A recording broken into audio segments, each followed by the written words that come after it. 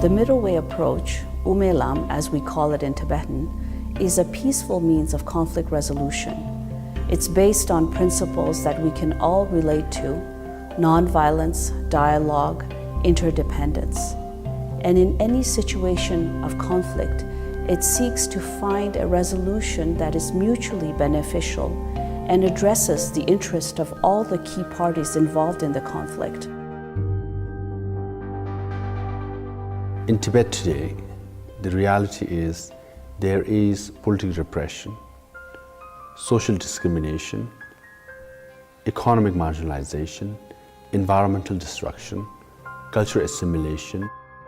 On a daily basis, we hear painful stories coming from inside Tibet. And it concerns every Tibetan and also raises the question, how can we alleviate the sufferings of Tibetans as soon as possible? How to replace political repression with basic freedom, economic marginalization with economic opportunities, environmental destruction with environmentally sustainable policies, social discrimination with social equality, cultural assimilation with cultural preservation. We have to solve the issue of Tibet through dialogue. The middle way approach was conceived by His Holiness the Dalai Lama following the People's Republic of China's occupation of Tibet in 1959. His Holiness was forced to flee to India, and 80,000 Tibetans followed him across the Himalayas.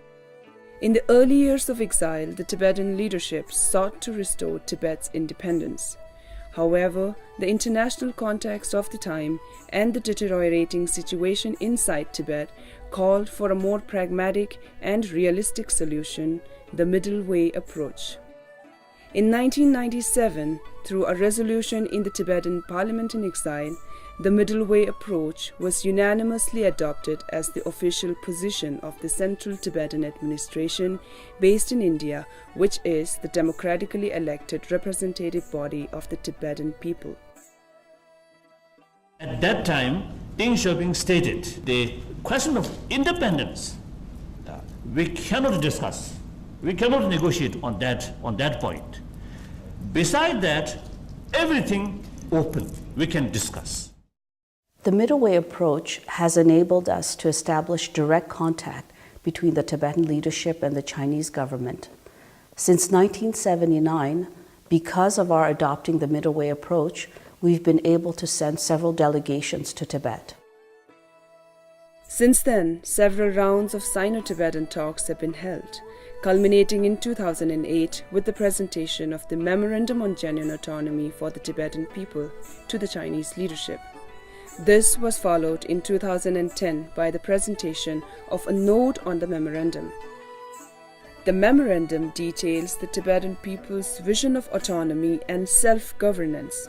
It defines the basic needs to be addressed to enable the preservation of key aspects of Tibetan identity, such as language, culture, religion, education, and environmental protection, to name a few. It is entirely based on the provisions of the Constitution of People's Republic of China and also the autonomy law. We have not asking anything which is out of the provision of the Constitution and the law. Middle way approach is applicable to any conflict in the world, right from the conflict within the family or within the community or within the nations. It is not seeking one side winner or the other side loser, so that both sides can be satisfied when the solution is found. Different countries around the world have demonstrated that the autonomy sought by Tibetans is possible. For example, Nunavut in Canada, Greenland and the Faroe Islands in Denmark, South Tyrol, Trentino in Italy, and Aceh in Indonesia. It has also enabled us to maintain a Tibetan presence in several countries, and key amongst these countries is India, where we find the largest number of Tibetans in exile and also where the Central Tibetan Administration is based. Because the middle way approach is grounded in the reality that we find in Tibet today, world leaders such as President Obama and Archbishop Tutu can openly support our efforts. A growing number of Chinese individuals, including Nobel Peace Laureate Liu Xiaobo, are increasingly aware and support the middle way approach. This is very important because ultimately, no matter how much international support we have, finding a lasting, peaceful, and acceptable solution to the situation inside Tibet will come down to the Tibetan and Chinese people. For most of history, Tibetan and Chinese people have coexisted peacefully, so we do have a precedent in that regard. China aspires to become a world leader, and it will have the moral authority to match its economic and political presence by demonstrating to the international community that it can peacefully and sustainably address the situation inside Tibet.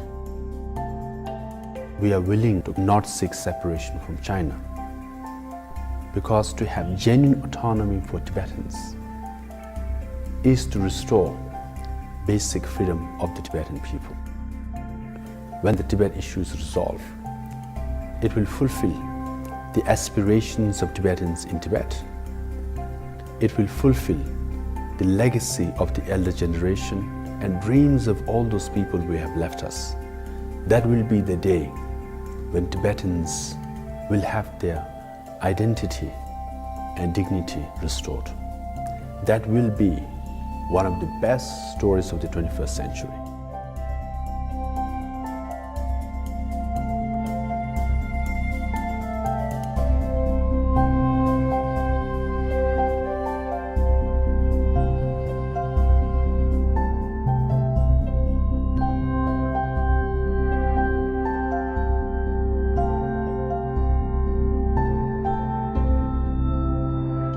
The middle way approach is the most sensible and pragmatic way.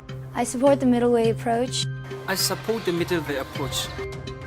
This kind of approach can potentially serve as an inspirational model for many conflict areas in different parts of the world. It's grounded in a real appreciation of the complexity of today's world. I support the middle way approach. This is a practical way to have freedom on the ground in a united Tibet. I support the middle way approach because it allows for the Tibetan inhabited areas within the People's Republic of China to be under a single administration and have meaningful autonomy. I support middle way approach.